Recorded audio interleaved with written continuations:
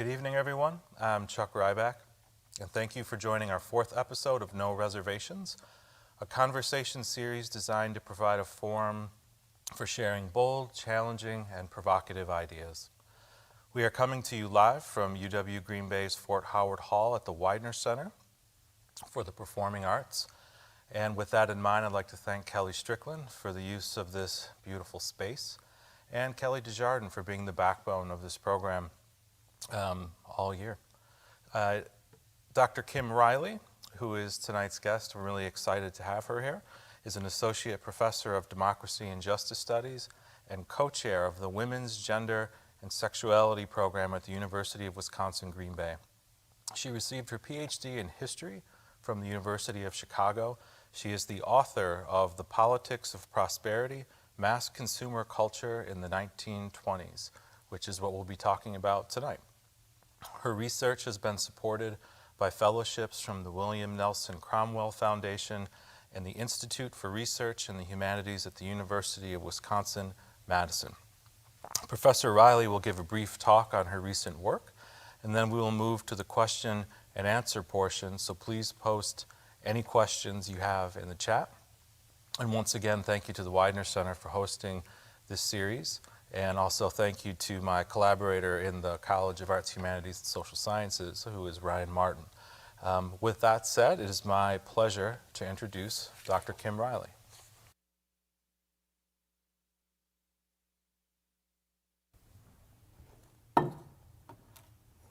Thank you so much for that introduction, Chuck. I want to thank Chuck Rybak, Ryan Martin, Kelly Desjardins, and everyone here at the Weidner Center and in CAHSS who's helped to put together the No Reservations series. I also want to thank my book, Politics of Prosperity, that I'm drawing information from tonight, is part of a series called Debating American History. And the editors of that series are our very own Dr. David Velker here at UWGB, and Dr. Joel Cyprus, who is at UW Superior. So thank you, and a shout out to those two colleagues. Lately, some commentators have begun to predict that once the COVID-19 pandemic ends in the United States, the nation's mood and economy will bounce back, and the 2020s will become the next roaring 20s. They recall that in 1920, the United States was just emerging from a global influenza pandemic, and it was in the midst of a post-war economic recession that would last through 1921. Despite the Charleston making a comeback on TikTok, as a historian, I see many differences between the 1920s and the 2020s. But I hear echoes as well in the call to get back to normal, go out to restaurants, go on vacation, and consume to stimulate the American economy. If there are parallels between that era and our own, it's worth thinking about what we've learned about the impact of mass consumer culture in the 1920s. When we think back to the 1920s, our popular images of the period are of flappers and gangsters, speakeasies and jazz, Model Ts and talkies were the motion pictures with sound that were the new technology in that period. Much of what made the era distinctive is summed up in the phrase Roaring Twenties. Americans celebrated the end of World War I, and they embraced a culture of freedom and pleasure. And after the post-war recession, the American economy roared back to life, sparking an unprecedented period of economic expansion and a higher standard of living for most Americans. Because of rising wages, easy access to consumer credit, or both, mass-produced goods and commercialized entertainments were suddenly within reach for the average family. Middle-class and even many working-class families could suddenly afford automobiles, radios, telephones, home appliances, ready-to-wear clothing, along with tickets to the ballpark and the movie theater. Some policymakers even began to argue that broader access to consumer goods could solve the problems of poverty and inequality in America. But participation in mass consumer culture did not always provide Americans in the 1920s with greater social or political freedom. Not all Americans had equal access to the wealth and abundance of the era, nor did they experience consumer culture in the same terms. The Jazz Age was also the era of big business and anti-unionism, when corporate profits soared. Racism, segregation, and nativism also flourished in the 1920s, alongside the pleasure-seeking spirit of the era. The Great War had also sparked the first wave of the Great Migration, when 1.5 million African Americans left the rural South for the urban North between 1915 and 1929. Many found better paying jobs and improved educational opportunities for their children, but they also faced virulent racism and housing segregation. They might be able to afford the same consumer goods and entertainments as white working class families, but they had less access to consumer credit. And when they went to the movie theater or the ballpark, they sat in segregated seats. In addition to racism and segregation, this period is the era of the anti-leftist Red Scare and the Palmer raids, surging membership in the Ku Klux Klan, the passage of broad immigration restriction laws, race riots, eugenics. All of these things mark the 1920s as anti-progressive. When historians look back on the 1920s, they debate whether the rise of mass consumer culture genuinely empowered all Americans. And there are three big camps of thought on this question. One group of historians argues that the rise of mass consumption went hand in hand with political disengagement, and so therefore they see mass consumption as disempowering. A second group of historians acknowledges that civic engagement declined in the 1920s, but views consumer culture as a site of personal empowerment, particularly for Americans whose race, class, gender, or sexual identities were marginalized within mainstream culture. A third group of historians looks beyond the traditional measures of political engagement, such as voting rates, and contends that consumption itself became a site of political and economic empowerment. So I want to provide briefly just a few examples from each of these camps, and then return at the end to the question of what lessons we might take from that debate for our own period, our own 2020s. Historians who view mass consumption as disempowering emphasize that the 1920s was an era of corporate power.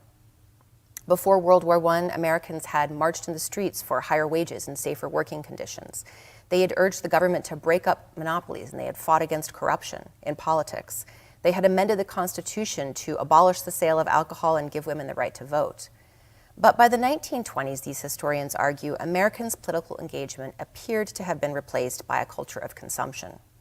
As wages rose, more Americans entered the middle class. Union membership declined, and consumer capitalism appeared to offer a wider range of Americans access to a democracy of goods. Spending was no longer associated with financial irresponsibility or decadence. Instead, pleasure and self-indulgence were celebrated. And these historians argue that advertisers played a key role in shaping this new outlook. These advertisers' experiences in creating propaganda during World War I led them to develop new marketing techniques. So ads in the 1920s started to focus less on selling products and more on selling the consumer on how the product would enhance his or her personality or self-esteem.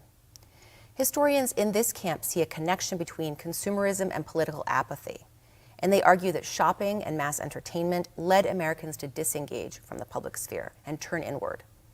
In the presidential elections of 1920 and 1924, less than 50% of eligible voters turned out to the polls. That's the lowest level of voter participation in the 20th century. Turnout was especially low among women who had just won the right to vote. And in the South, African Americans were disenfranchised by poll taxes, literacy tests, and other Jim Crow laws. Americans who did turn toward politics found that the public sphere itself had become commodified and turned toward profit. Movie theaters and department stores were the places where Americans learned about politics and election results. And then elections, in turn, adopted the advertising techniques of mass culture. This camp of historians argues that as voting and purchasing became increasingly intertwined, corporate America was the big winner. Corporate profits soared in the 1920s, and income inequality grew as the government secured the needs of big business and the wealthy over the average American family.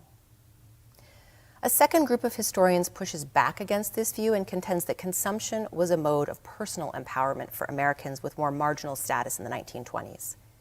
These historians reject the claim that American consumers were apolitical sheep who simply followed the commands of advertisers blindly.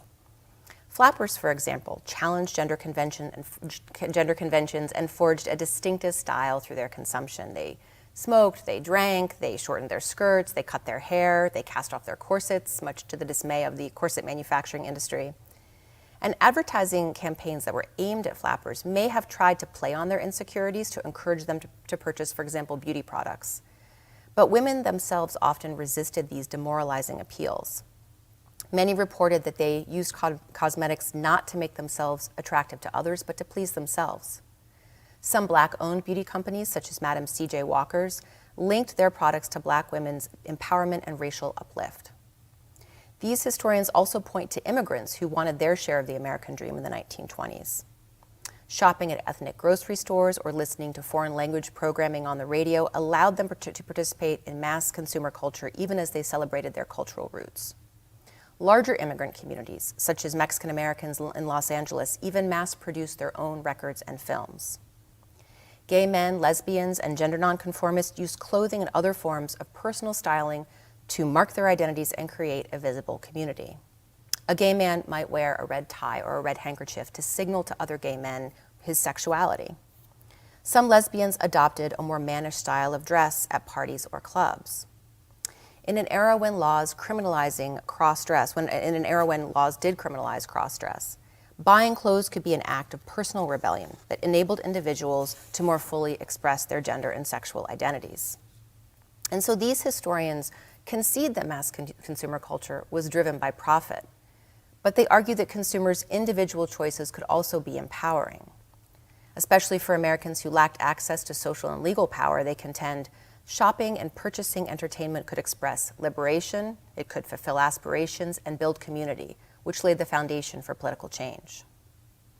A third group of historians has rejected the idea that voting rates are the best measure of political engagement in the 1920s, and they argue that consumption itself became linked to political activism in that era. Certainly, the boycott, which far predated the 1920s, was an important form of consumer activism in the Jazz Age. But early in the decade, other forms of consumer politics emerged. When inflation rose after World War I, housewives engaged in meat and bread strikes. They would refuse to purchase from local butchers or bakers until they dropped their prices. Other shoppers took part in fair price campaigns, where they would canvass local stores to publish price lists of common grocery items. So consumers could go, they could check the list at their local grocery store, and they could see if they were being gouged. Some trade unions and workers' collectives opened food cooperatives to cut out the middleman and keep consumer capital in the hands of working families. They collectively purchased and ran co-ops, and then they split the profits. In the end, most cooperatives could not compete against the larger chain stores, but briefly, they represented an alternative anti-corporate vision of consumer power. Historians in this third camp also point to the African American community, which developed an innovative boycott strategy in the Don't Spend Your Money Where You Can't Work campaigns. And these campaigns called on Black shoppers to stop making purchases at stores that would not hire Black employees. Chains including Woolworths, A&P, and Walgreens responded to these boycotts by hiring African American workers. Blacks also consciously patronized Black-owned businesses to keep consumer capital within their community. And then beyond these shopping choices, African Americans used political tools such as lawsuits, petitions, and protests to desegregate mass leisure spaces such as amusement parks, movie theaters, ballparks, and swimming pools. Such activism would foreshadow the lunch counter sit-ins of the 1960s, when Black patrons in the South defiantly insisted on equal treatment as consumers and citizens. Far from diminishing their political engagement, these historians say that mass consumer culture became the means through which Americans in the 1920s asserted their entitlement to full economic citizenship. So what lessons can we take from these different perspectives on the impact of mass consumer culture in the 1920s? I would argue that these competing interpretations provide a lens through which we can examine mass consumption in our own time. Just as in the 1920s, this is an age of corporate power and influence in politics. And social media platforms such as Facebook, Twitter, YouTube, Instagram, and TikTok are some of the largest sites of mass consumption. These are the spaces where we consume advertising, where we click through links to purchase products, and where, whether we like it or not, our clicks, our likes, our follows, our little hearts that we put under people's posts, all of those are a way of selling information about ourselves. Just as in the 1920s, mass consumption spaces of the social media can be a place of tremendous personal empowerment where people can fashion their own online identities and find community. Social media companies can also blend profit-making and politics in ways that are positive and negative. People can find their political communities online, and those communities can have real-world effects. The online activism of the Me Too and Black Lives Matter movements has led to legal prosecutions, mass protests, and new public conversations about sexual assault and racial justice. But the mix of politics and social media can also produce distortions. To my mind, one of the most striking parallels between the 1920s and today is the problem of propaganda. In the 1920s, advertisers deliberately played on consumers' emotions to sell their products without any regard for facts or the truth. In that era, when Fleischmann's yeast made up the problem of intestinal fatigue to sell their products because yeast, nobody was baking bread anymore, yeast sales were flagging, there was little regulation to stand in the way of those false claims. But in our own time, we're witnessing the deliberate propaganda and disinformation campaigns on social media, and our government lacks the tools to fight this problem. False advertising in the 1920s almost appears laughable today. But disinformation about, for example, QAnon, or the COVID-19 vaccine, or the legitimacy of our last presidential election has more profound consequences. Historians remind us that consumer culture can be a medium for empowerment and political change, but we can't lose sight of the fact that it is always also a for-profit enterprise. If our public sphere and mass consumption become one and the same, it will always favor the power of the purse over the democratic aims of truth, justice, and equality. Thank you.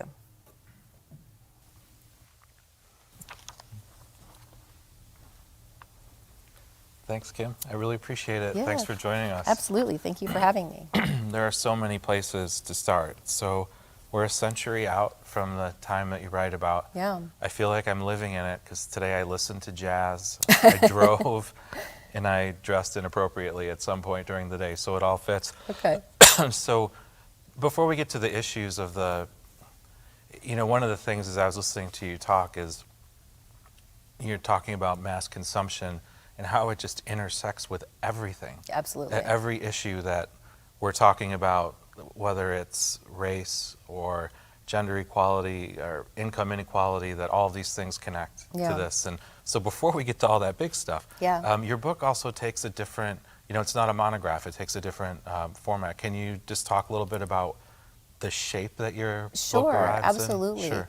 So this book is part of a series that's actually aimed at undergraduates called Debating American History. And the idea behind it is that a lot of times when when I tell people I'm a historian, they imagine that what I do is memorize a lot of facts. But what historians really do is use evidence to make arguments. And so the Debating American History series really shows students how we do that. So the book is comprised of laying out those three areas of debate, the three camps that I just described in my talk, and then it's a series of primary sources from the 1920s that allows students to look at the documents and images and even films that are linked to films from that era and decide for themselves, was consumer culture empowering for Americans in the 20s?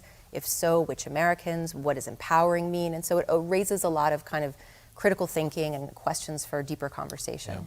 So I have like 3 pages of questions after reading your book, but another sort of general one in that as I was reading through, because you let me borrow a copy, I didn't write in it, which is my compulsion. I'm so sorry. I used a lot of Post-its, so I removed them all, hopefully. Like in looking at what you cover a wide range of topics, but what are the things that you referred to some of them, but are most relevant now in this moment?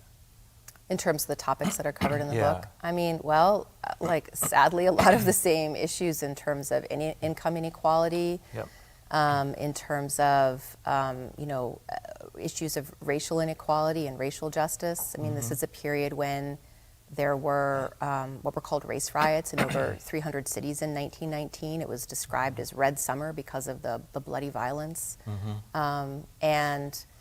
Certainly, women had, and when I say women had won the right to vote, we always have to qualify that and say, African American women were not able to vote because largely they were living in the segregated South and they were dealing with Jim Crow laws, Native American women, Puerto Rican women.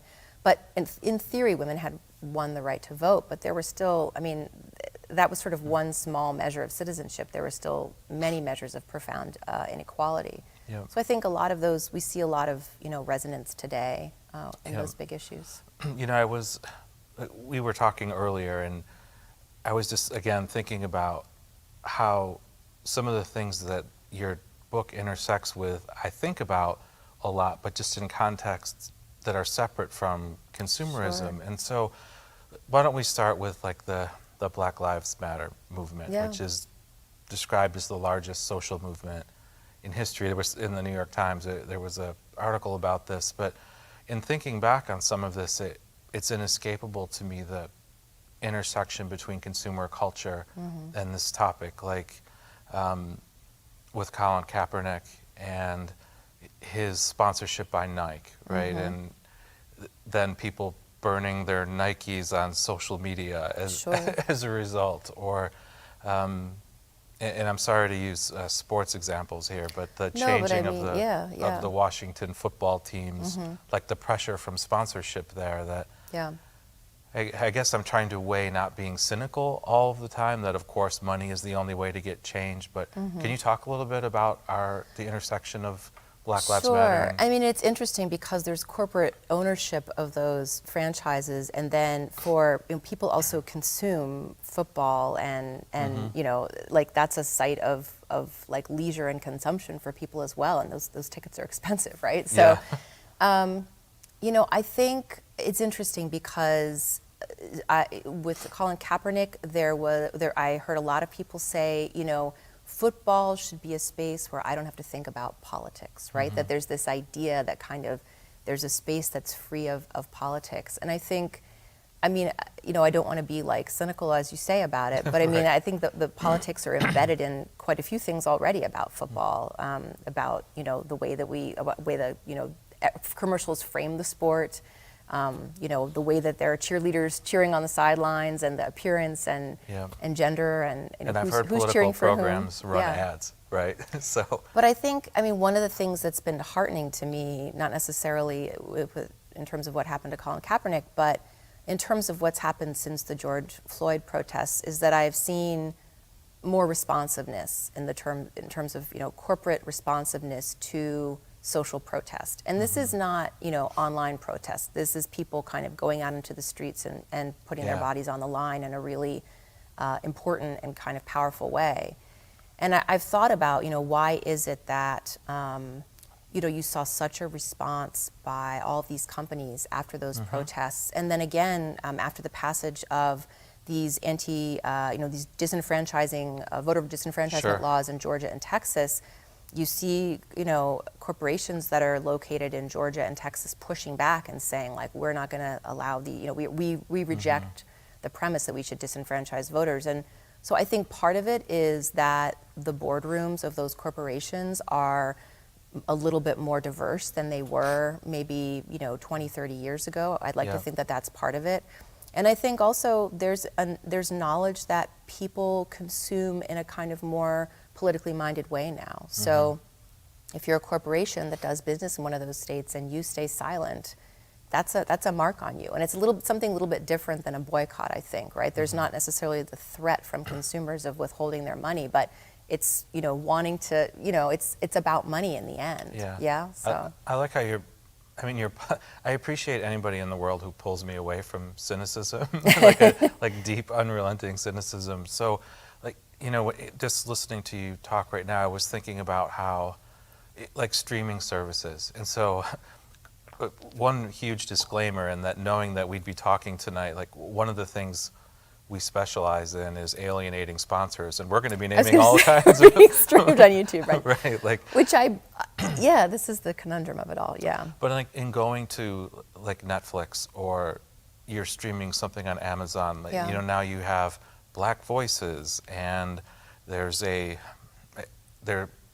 are politically conscious categories, right? Absolutely. So on the cynical side, I want to say, well, is that really just another form of advertising? Are they projecting I don't really care for the term virtue signaling, but, you know, projecting an awareness that they might not necessarily support, but you know, based on the way your book is structured, you have people talking about empowerment in that way too. Do you see some of that there is in the diversity of boardrooms, or in boardrooms, a conscious that is real? Yeah, I mean, I think thinking about your Netflix example, I think it really matters, you know, who's producing those shows. Like who are the writers of those shows, who are the producers, who's profiting off them.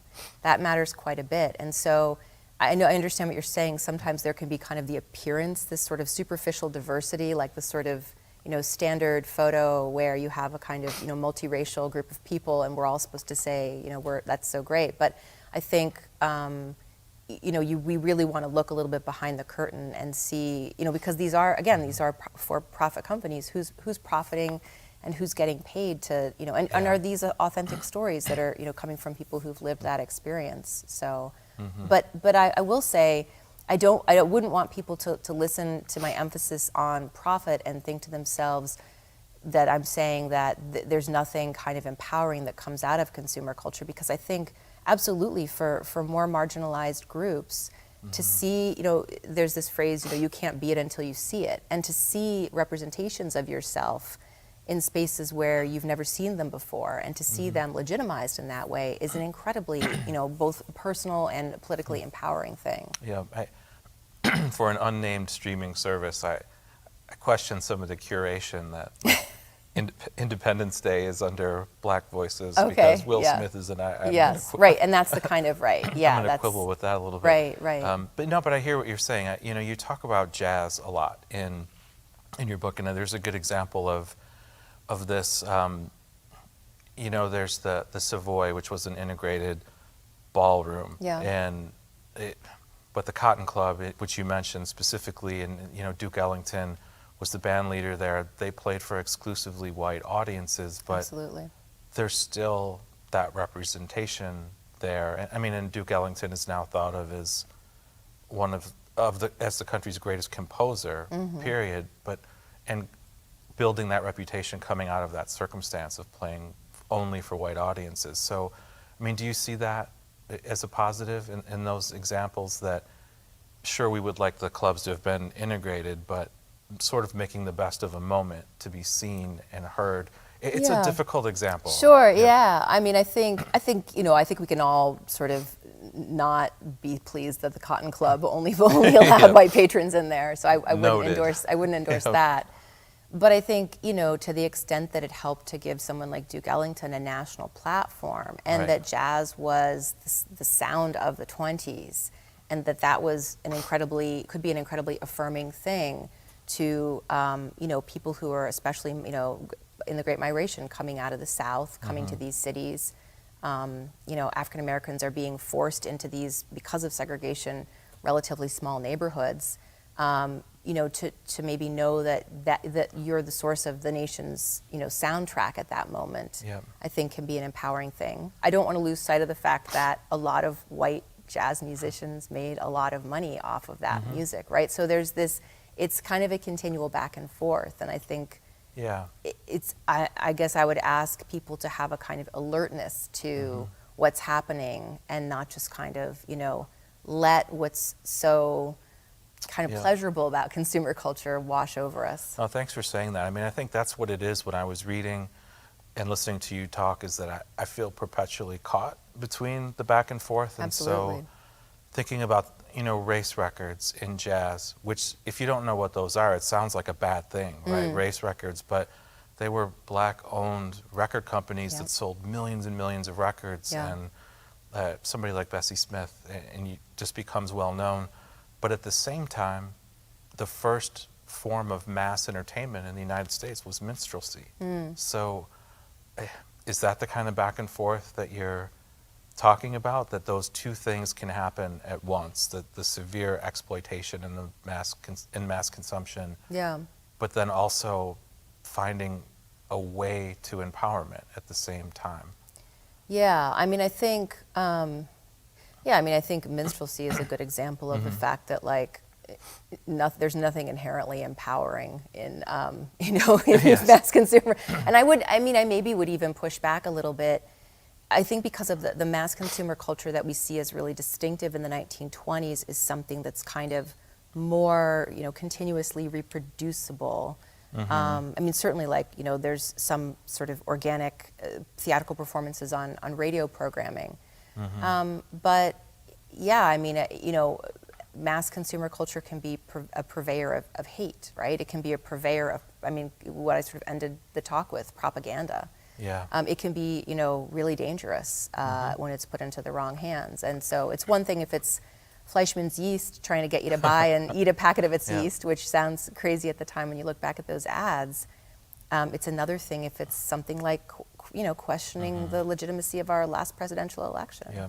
I mean, where I see an intersection, returning to sort of Black Lives Matter movement for a second, is, like like you said, going to this protesting, putting yourself at risk, that if I look at it through the lens that you are, consumer culture, that what I see is a group of people at times defending consumer culture and prioritizing it over human life in the way that, like, because looting is seen as this terrible thing, but what you're really saying is, don't destroy these shelves that hold goods for us to buy, and that this gas station mini mart is more important than like, to me there's just an intersection of what we're talking about there. Or is that me veering into the cynical darkness? No, I mean, again? I think in something like the Black Lives Matter protests, you're seeing something that's really, profoundly not about consumer culture. I mean, it's really, right, it's really on one side. about kind of making sure African Americans are, their lives are valued just as deeply, and that they're protected from police violence, and that there is, their voices are represented in important places where issues of criminal justice and racial justice are being decided at municipal and state levels. But yeah, I think I don't know, I've sort of lost my train of thought on that, but yeah. No, I mean, where you're right, it's not like on the one side of things, there's an investment in justice and freedom and the protection of human life. Even if somebody has committed a crime, that, let's not impose the death sentence for every crime that is committed, right? Right. But then you also have a group of people that are saying, okay, sure, you can do that as long as you don't smash the windows of this profit-making business. I think, like, I'm really heartened by those protests because I sometimes had the feeling before the 2016 election that people were sort of being like a little bit more lulled into sort of like the, clicks and likes and what's the newest kind of, outrage on YouTube or TikTok that some influencer, put up for drama. And influencer, you said it. and I think, I think that the 2016 election made people realize that, elections have consequences, and that, we really like, and Black Lives Matter has showed that, like, social protest can have, like, profoundly powerful consequences. Yes. And so to the extent that I was a little bit, concerned that we were getting more of a complete merge of consumer culture and the political sphere, I feel like there's a kind of breaking open for a little bit more of a space of, like, civic engagement. Because, I mean, even thinking about, there was a while where I was thinking, where is the public square anymore? Is it only online?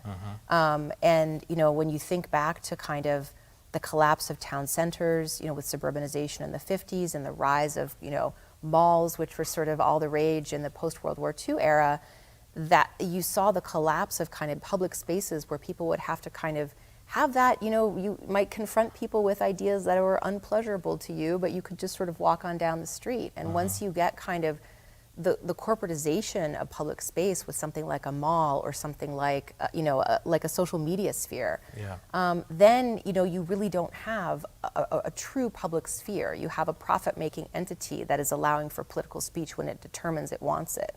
So it's been exciting to see people going to the steps of state houses and holding up signs, and the vast majority of those, protests have been peaceful and they've been affirmative. And, that's been heartening to me to see that space still exists in the world. I agree. The people who watch this are way smarter than I am, so there are some questions. Sure. And I will take them in order. So here's one, and whoever sent this in, thank you so much. The COVID pandemic has seen large numbers of women leaving the paid workforce, and we could talk about COVID and consumer culture. And what do you think the long-term effects of this will be on society? That's a big one. Yeah, I mean, I am deeply concerned about this issue. I mean, I think this has COVID has really sort of, I mean, there wasn't much of a veil for me personally, but for the nation, maybe ripped the veil away from the idea that, you know, we somehow have managed to support caregivers in this country. We really haven't. I mean, there's a tremendous amount of invisible labor that's done disproportionately by women, I would say. And I think the job losses that we're seeing right now are people who are, you know, kind of caught between their desire and sometimes need for work and also their need to kind of care for others in their life, whether that's aging parents or children or whomever is dependent on them. And I think, you know, we have to have some really bold solutions to this. And I mean, this is a problem that's not necessarily going to solve itself. So as since you are a historian, and this is related to this question, that so before I run through this, can we agree that Henry Ford is a problematic individual? Easily. Okay, I just want to throw that out there. Deeply anti-Semitic. All right, yes. so all of that aside, you spend a lot of time talking about Henry Ford, and there are some... He's an important figure, for really the 20s. important things. Yeah. And I was fascinated by the section where you write about how he wanted to turn his labor force into consumers. Yes. And that got me thinking about childcare. And you know, I saw a statistic that Americans on average spend a quarter of their income average on childcare, and that we can't even, as problematic as Ford is, we can't even live up to that ideal of freeing people to be consumers. That I mean, wouldn't it be better, let's say that we're going to embrace consumer culture in this way, wouldn't it be better to just subsidize that significant portion of people's income to allow them to spend on other things? If I were going to take a deeply, like, cynical, not cynical, but... It's interesting. I mean, you know, the height of second wave feminism, there were bills being proposed for federal subsidies for childcare. And in fact, you know, Nixon, I think, was almost ready. He vetoed this bill, but the Congress had passed a subsidy for 24-hour childcare centers in this country, which would have really, like, revolutionized, you know, people's ability to sort of work a third shift and know that their kids were, you know, somewhere safe and being educated and cared for. I think, you know, thinking about Henry Ford, he's obviously a very problematic figure. I will say that he recognized that his workers would not be able to buy his Model Ts unless they made a certain amount of money and that they had disposable income. And I see now in the fight for $15 minimum wage and in other movements, a call for, you know, if we are going to be in this, you know, consumer capitalist economy, which I think, you know, in the near term we certainly are, everybody should have a quote unquote American standard of living, as they would have said in the 1920s. And that includes, you know, income for care for your loved ones if you need it, and it means health care, I think. It means a whole host of things. Yeah, you know, so in reading your book, like, it just got me thinking of why we don't formulate more arguments this way. Like, instead of, I guess it's going to sound terrible, and instead of making a moral and ethical argument, just make a consumer-based argument that we should do this because it's going to free enough capital. So like the student debt crisis, that we're talking about a small industry that owns billions and billions of dollars. Just cancel all student debt, and instead of making an argument about the morals and ethics of it, is, hey, look at the injection of capital into the country in terms of home ownership and buying cars. Like, why don't we make that argument more? Yeah, no, it's interesting. Like, I'm thinking back as you're talking to some of the research I've done for this book and for other projects, looking at trade journals, like for dry goods grocers in the 1920s. And they were very, very concerned about making sure that their consumers had enough disposable income to come into their stores. And they worried over and over again about what they described as underconsumption. That was a huge term that they would use in the 1920s. And I think what you're saying is exactly right. Like, how can our students, when they graduate, in tens of thousands of dollars of debt, and, you know, as my colleague John Shelton, who was in the No Reservations talk a few months back, it was great, notes that not everybody is necessarily going to get a job that's going to give them that American standard of living. And so I think that the dried goods salesmen of the 1920s are sometimes more concerned today than maybe what we see in terms of the public conversation around the ability of people to, I mean, beyond kind of consuming at a high level, just being able to sort of, live their lives, buy a house, go, have a little bit of a respite, right? It seems like the endpoint of the obsession in this country, at least with supply side economics, like we've forgotten that people need money to buy things. Yes, and it doesn't trickle down. Yeah. Oh man. Okay, Yeah. so this is gonna change topics a little bit. Do corporations making statements about Black Lives Matter or similar social movements today truly do enough to address the root problems, or does it just pacify consumers' desire for change? I think that for me as a consumer, simple statements are not enough. And so I think in terms of, does it pacify some? Probably. But should it pacify us if we are kind of, politically savvy consumers? Not necessarily. And I think, we need to see some, kind of put your money where your mouth is changes. And whether that's supporting certain causes with corporate profits, whether that's making sure that your boardroom is a genuinely diverse boardroom with multiple perspectives within it. Whether it whatever it means for the there's a wide range of companies out there. It's interesting you say that. So another part of your book that really struck me was, and I forget the name of the actual entity, but it seemed like an version of the Better Business Bureau in some ways. Oh yeah, like the consumer research folks. Yeah.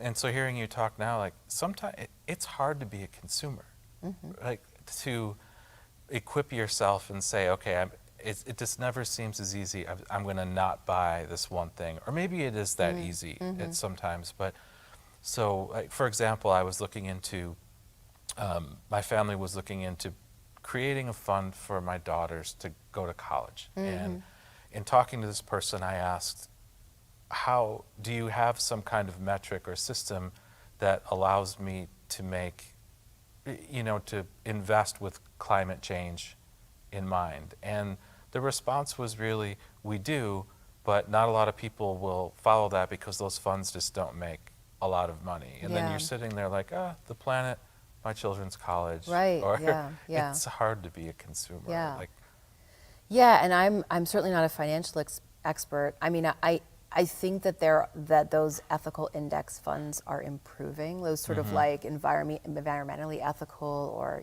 divesting from certain companies that represent your kind of political and social views on things. I mean, I think also like it's not like a zero-sum game either. So I mean, I think there's a way, like we live as these beings in the world, right, who are forced to make compromises. And so I think doing what we can also to maybe not consume as much, or not kind of like conspicuously consume, or when it's possible to like know the sourcing of things, or not simply dump things in the garbage when we're done with them, but think about ways that, there's so many, again, social media, one of the benefits of it is that you can put things on these, reuse, platforms on, Facebook or Twitter or whatever. To your point, it's, I was reading Sarah Jaquette Ray's book about climate change and anxiety. And she talks about like anxiety in being a consumer this way, of almost wanting to shrink yourself to nothing, and how we can't really do that. So, you're talking about social media and how important that's been for activism, but you will hear, I mean, one of the sort of red herring arguments right away is, well, you can't critique capitalism because you have an iPhone and you're using social media. That you have to, I mean, it sounds like what you're talking about really, to make it better, you really have to do this from within. People talk about change from within. It seems impossible to be without. Like, you have to do this within. Is that? Yeah, I think, and I don't think it's asking people to necessarily, like drop their careers and start, kind of continuously researching, what's the correct. Yeah, exactly. But I mean, I think kind of going forward with a sort of, a consciousness of, like where is the political spaces that you engage in, and what kinds of tangible change do you see being produced by your engagement with those spaces? Yep. And I think some of those basic questions. I mean, I'm not going to necessarily. I'm not going to get off Facebook. I love seeing pictures of my friends' kids, and they the exciting things happen in their lives, and it's so fun to celebrate them. So I see the benefits of that for sure. But I think we all need to sort of make choices about, do we want to, are we all in on, I'm not all in on Facebook, for example. Like I limit I limit certain things. That's not the space that I'm going to fundraise, and that's not the space that I'm going to try to buy and sell things. And for me, that's a good choice for me. And so I think everybody has to kind of just become more conscious in that way about their engagement. Yep. So like you were saying how, and we hear this a lot, we could say, well, everything is political. But, in talking with you and reading your work, we could also say, well, everything has a consumer culture element to it in the same way. And then I mean, I think, well, hopefully not like when you vote, but yeah. Right. Well, I mean, I hope there's like still sort of. But now we know the names of companies that make voting machines, yes, right? Yes, of course, yeah. And whether or not. Right, So, okay, right. Again, the viewers are much smarter. Sure. Let's see. It says, I'm glad you mentioned influencers because I'm intrigued by this phenomenon. It's like this person is speaking for me. Yeah. Do you see any precursors of influencer culture in the 1920s? Oh, for sure. I mean, influencers are celebrities. Band really. leaders, right? Yeah, or I was going to say like Clairbeau. Like, I mean, the 1920s is the era of the film star. And I mean, everybody wants to sort of point to what they think was the first celebrity. But in terms of Hollywood level, national, celebrities, right?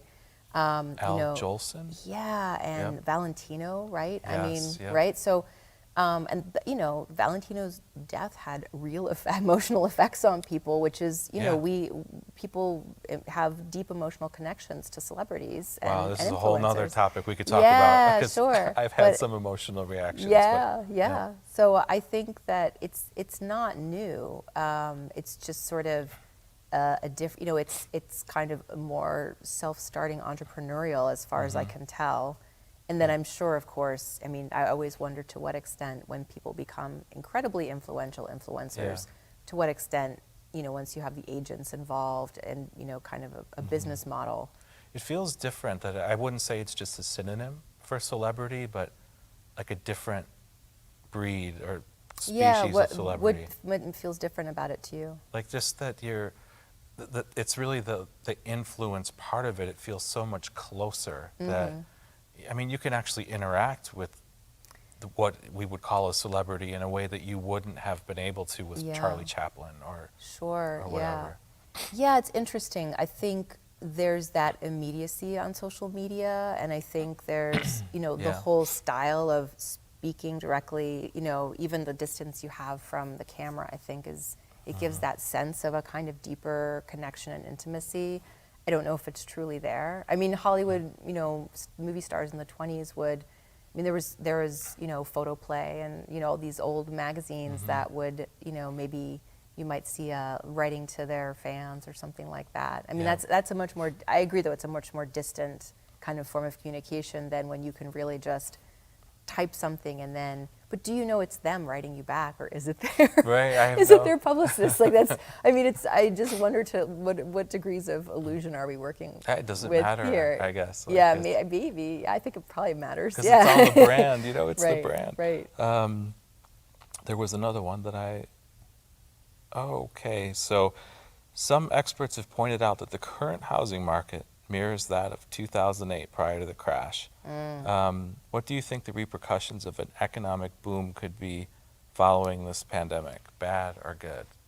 So you are the economic advisor. That's definitely not in my wheelhouse. It does feel like we're in, again, that, maybe you could have written about another decade and it would have felt just as prescient in different ways. Yeah. Right? That, but coming out of the financial crash and now the pandemic, and then pandemic, which actually seems to me to be it was a writer who I love, Emily St. John Mandel, who wrote Station 11, referred to COVID as a pandemic that people did not recognize as being as devastating as it was because the death toll was lower, that basically the effects were so much far-reaching than whether or not somebody lived or died. And maybe we're coming out of that. There's economic hope with support from the federal government and so forth. But I'll go back to the question: good, good or bad? Or bad? Well, I mean, I think. Okay, so there are some differences that I can see between the 2020s and the 1920s, in that in the 1920s we had just won the last World War, the only and last World War that was ever going to happen. And the United States was really sort of like coming on to, it had been on the global stage, of course, before with, Spanish-American War, et cetera, but we had really sort of like proved our might, and we still have power internationally, but I don't see us being in that same kind of like position. I'll move to a more specific place with this. So you had mentioned this when you were talking, and I thought about post 9/11 too, that we hit these really difficult moments, and one of the first pieces of advice that we give to people for normalcy is go spend money. And it's thinking of that, and if we can juxtapose that for a second with also consumer culture related example, is how some people thought about workers in meatpacking plants during this pandemic, is that, look, people they were referred to by a judge in the state as not normal people, like not normal citizens, and it was much more important that they produce the product than they be healthy. They're frontline workers because they're making sure that people have meat. But backing up to the first part, can we spend our way? Can we consume our way out of problems?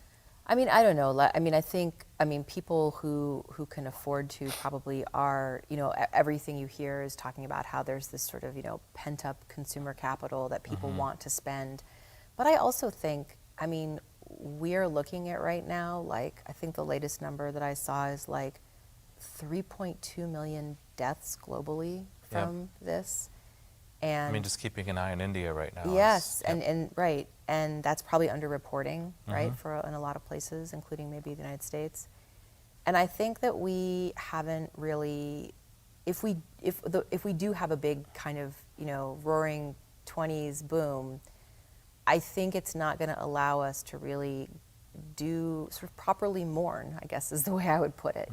We as a nation have a tendency to just kind of like, we're just going to move forward and brush ourselves off, and let's 9/11 just happened, let's go out and purchase things to get keep the economy going. But I think we're missing something really important kind of emotionally as a nation. And I hope that we find space to do that. And actually that sort of emotional stuff is something else that I don't, it can happen in consumerist spaces. It could happen through social media. But I think it's also something that kind of exceeds consumption. It's bigger than consumption. I mean, it's a fascinating idea that you just brought up, thinking about how mourning and grief exists in consumer culture. Like, I think it's maybe in the last 5 years, although time is really compressed for me. But I see where we live, and I'm saying this neutrally, like without judgment, that I see a lot of vehicles that have in memoriam stickers on the back of their vehicles, and for people, right? And that with birth and death dates, and I mean, that feels like, I want to say this non-judgmentally, but to me it feels like it's not a form of grief or mourning that I would expect. I just can't place the outside of the consumer element of that, to purchase something, to have it specifically made, to put it on the back of your vehicle for other people to see. I don't. I think it's one of those things too that you could sort of, I could imagine how people might want to like shout their grief to the world in a way. And so, you know, the modes and mediums that we have to do that, I mean, sort of what better way to kind of shout your grief than in a way on your car, if that's what you want to do, because we're such a, you know, kind of car-oriented society. Speaking of which, so this is really, This is going back to forward, no. No, this is not, but I did, wow, I got really far away from my questions, but you talk about the automobile, and I was thinking about, I'm looking for, so a question I had was, the automobile feels like the best example of consumerism and culture being synonymous to me, and I was trying to, you know, when you were pointing to the rise in automobile ownership, and got me thinking of William Faulkner's novel, The Reivers, if you know that book, about one of the only family in town to have an automobile at that point because they're wealthy, and then the son trades it in for a horse because he wants to race the horse. It's amazing. Right. But has anything, like, the automobile is such a defining element of our lives, like our physical space in public, in terms of style. Like, we could just go into arts, poems, songs, absolutely, everything. That has anything eclipsed the automobile in terms of culture and consumerism, like being synonymous almost? Car shows and I mean, well, I mean, I think there are, obviously, like, fashion, right, is a tremendous form of, like, you know, personal expression. But I mean, I think one of the things that I really stress in the book is that the 1920s is the origin of what you just described, this idea of, like, you know, kind of my car reflects me, my car reflects my personality. Yeah, that's what thank you for saying that. And also just, I mean, really, the car did provide people with tremendous freedoms, even though, you know, you might have to, you're taking on debt to buy it in a lot of cases. Like, that's when you know, with consumer credit and installment paying, that's where we have the car payment coming into existence. People taking on second jobs so they could afford a second car. So America's love affair with the car is ongoing. But for young people who wanted to kind of get out from kind of under parental supervision and sort of, you know, the car provided this, you know, great escape into this, you know, youth culture, basically, and kids being able to go off and sort of spend time on their own. Or you can't have the suburbs without cars, right? You can't have the suburbs without cars. Rural families suddenly had access to things they hadn't had access to before. The commute comes into being. The commute, there's all kinds of good and bad things, but I mean, the car, you know, and we could think about what, you know, what we've lost as a result of that love affair in terms of mass transit, but yeah, I think that you know, there are other things that we buy more of, but I think that's, if you're going to hold up something that has a real central place in terms of, you know, American consumer lore, the automobile would be up there. Yep, to the point where you wouldn't even really think of it as a product anymore. That it has so shaped our. I mean, we could show an above view of our campus right now, and there would be a lot of parking lots. Yeah, right? exactly. And there could be a different world that we, not like in a science fiction kind of way, but I mean, our attitude toward mass transit compared to other countries and what's possible. So in terms of the automobile example, one of the questions that I had was, if we are primarily a consumer culture, that's kind of me. I think we are. Yeah, so, probably fair, yeah. Do you see America being capable of imagining a different kind of identity for itself? Like, and the reason cars makes me think of this is, I don't think many people can imagine an America and spaces in America without them. Yeah, I think, I mean, I think more people are becoming more and more concerned about the environment, and to the degree that we are all increasingly becoming aware of the effects of climate change, I think that love affair may be a little bit destabilized. But then, you know, there are all sorts of, you know, electric vehicles that are also going to, so maybe we'll sort of shift our... our you know, object to that choice. point, like I remember when electric cars, so I used to own an electric car, and I won't name the brand because we've done really well at not naming brands, but this is back in, I'd say, maybe 2005 or 6, right? And that the first purchases of those vehicles resulted like in a consumer war where people were then buying Hummers to show how much gas they could put into a vehicle and be really proud of it. Yeah. Yes. You know, so there's right. We don't want to politicize, car purchasing in that way, I think, for sure. Yeah, I mean, I think, you know, I think, again, like, I think as more people experience the tangible impact of climate change, I think that they're going to, I mean, maybe this is my optimistic hope. I was going to say, I hope you're right. I know. I hope you can you're give right. me the cynical reply. It's formulating right now. But I'm hoping that, you know, people keep in mind, you know, what the effects of vehicle purchases are for the environment, for sure. I still, Yeah. I see this, you'll never take my car and my gasoline away, or, Sure, yeah. or just like the strange debates that consumerism creates, like Joe Biden's going to take away your hamburger or something, right? Yeah. But I mean, that's really, as mocking as that might sound, but it's really a statement about consumerism, that Sure. I want to be able to buy this and consume this regardless. Like it's Yeah. that it's equivalent to democracy in some ways, that it's not,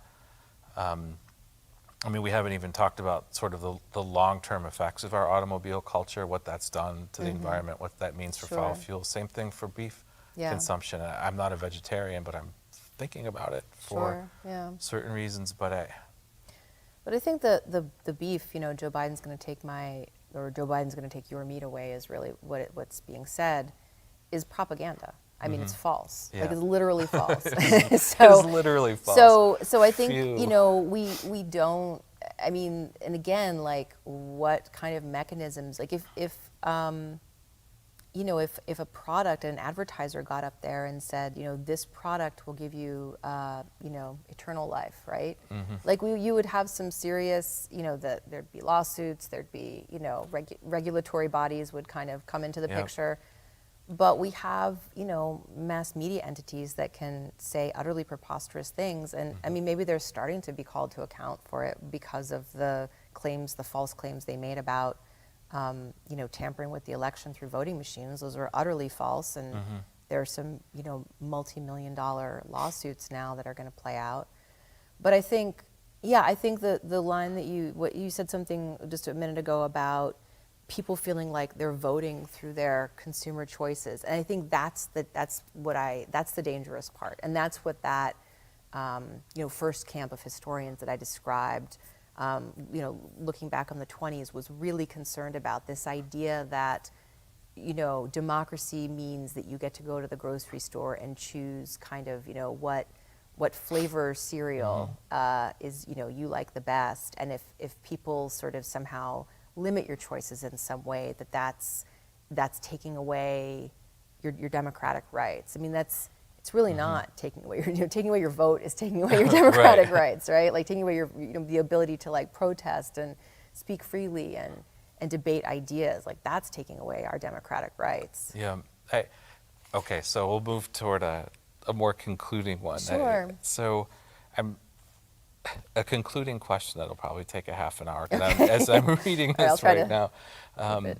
So I'm thinking about, okay, do Americans generally have more allegiance to or sympathy for the company, the ownership, than they do labor? Like brand loyalty over. Yeah, like you were talking about sort of Yeah. union membership declining, Yep. and whenever I hear discussions about income inequality, there's loyalty to, no, I want these products. Like, if you don't want to work there, then go somewhere else. Yeah. I mean, what I would like to think is that one of the effects of the pandemic is that you could not help but be forced to notice who was an essential worker, right? And the folks who were the most essential workers weren't the ones who make the highest salaries, right? The folks who are the essential workers are the ones who tend to have, working class salaries. And so I think that like brand loyalty can sometimes make us forget, where products are coming from and where they're being produced and, what kind of exploitation is happening along the way, right? But I think that I'm hoping that one of the positive things that comes out of the pandemic is a kind of, reawakening of our understanding of like who really makes this country go, like who makes this country work.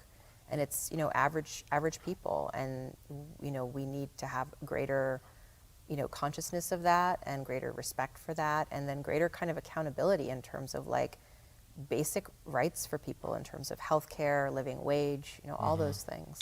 Yeah, and that sort of loops back, when you were saying that you, with Black Lives Matter as a movement, that you were encouraged by you didn't use these words, but the repopulating of public space in a meaningful way. Yeah.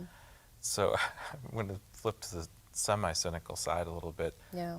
For COVID, one of the things that became, I agree with you completely, by the way, about essential workers. What was revealed to me a little bit was the lack of culture that a lot of Americans, especially white Americans, if I could point to myself a little bit, have outside of consumer spaces that really like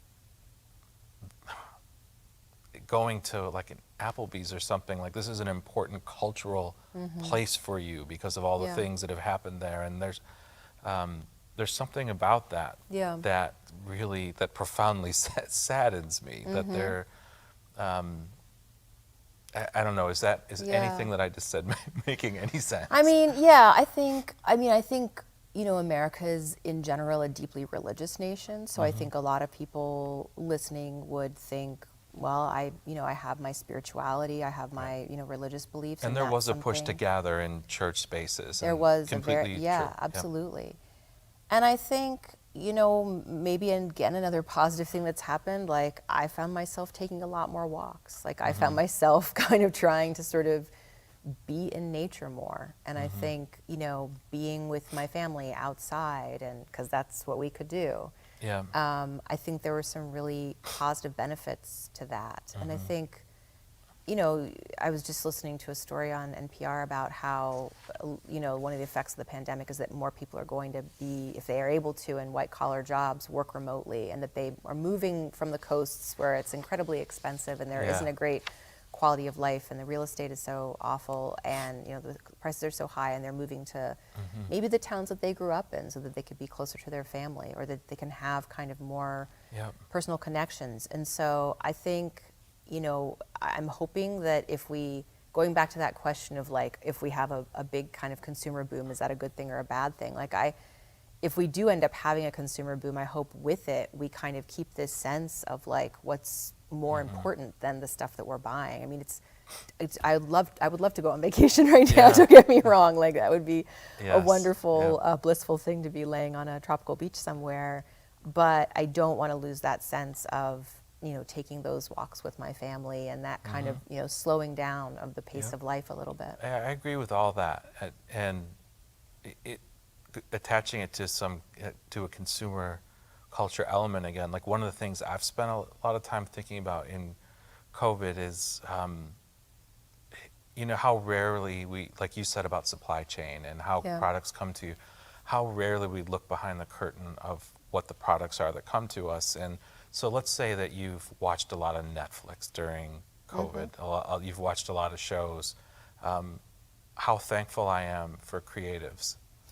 People who are writers, people who are musicians, people who make things that could keep me entertained and not in a superficial way, in a meaningful way that actually felt life-saving, frankly. Yeah, absolutely. And that kind of like organic creativity, right, that can spring up that, even if it is kind of coming out in a mass-produced way, is still really, powerful and meaningful. Yeah, like we could do No Reservations during That's COVID. right. This is fun. So I'd like to, if we wrap things up, just give you like the last sort of Oh, a big sum like up. or even just like something that you hope for going forward, or boy, was that general. Yeah, I mean, I think kind of just reiterating what some of the things I've said about, making sure that we take notice of our public sphere space, and that we have spaces for discourse and free speech and engagement, civic engagement. And that we understand that like a place like UWGB is in part about educating people for civic engagement. You have to be engaged citizens in a democracy. So I think that's an important thing to take away from this. That's great advice. I mean, to remember that consumer culture is a spatial phenomenon in addition to other things, and that I can't say it better than you did. So we've come to the conclusion of this year's No Reservations Conversation Series. If you liked what you heard tonight and in our other conversations, you can access the entire series at the Weidner Center's YouTube page and at causeeffect.org, and that's CAHSS effect.org. And Kim, thanks so much for taking the time. It's been a pleasure. Yeah, this was a lot of fun. I really appreciate it. Thanks very much. Yeah. So thanks, everyone. Have a good night.